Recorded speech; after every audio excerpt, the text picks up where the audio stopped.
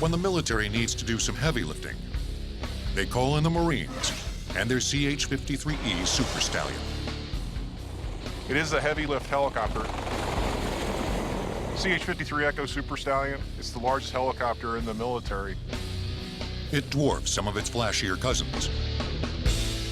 The Black Hawk weighs just over 10,500 pounds and stands 16 feet 10 inches high. The Apache weighs in at nearly 11,500 pounds and stands 12 feet 7 inches high. But the CH-53 weighs over 33,000 pounds and towers nearly 3 stories high at 28 feet.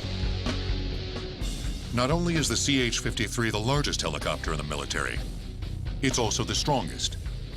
The Super Stallion can carry internal loads of up to 20,000 pounds in the cargo hold, or external loads of 32,000 pounds hung underneath the aircraft. It can carry everything from armed troops to armored vehicles.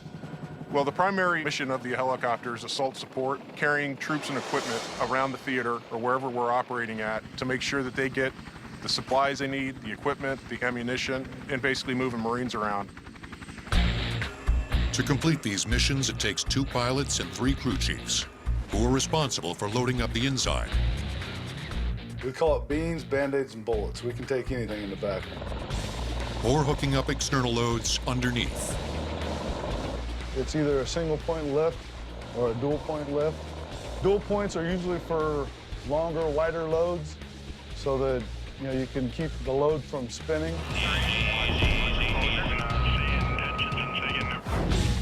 The 7 rotor blades that sit on top of this metal monster are the reason the Super Stallion can carry so much weight.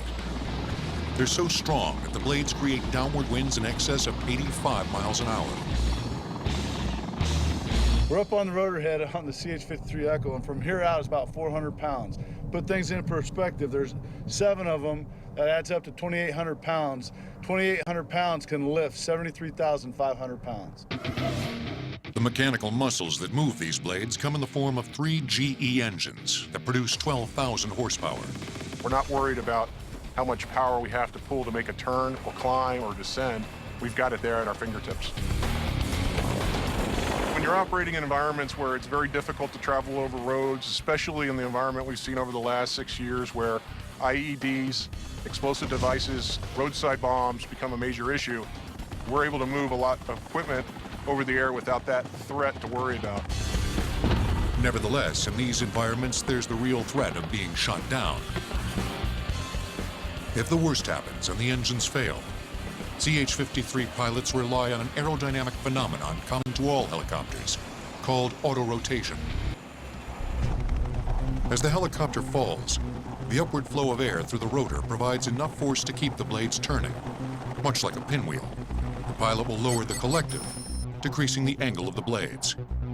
This creates just enough lift to slow the descent of the helicopter, and in ideal conditions allows the pilot to land safely.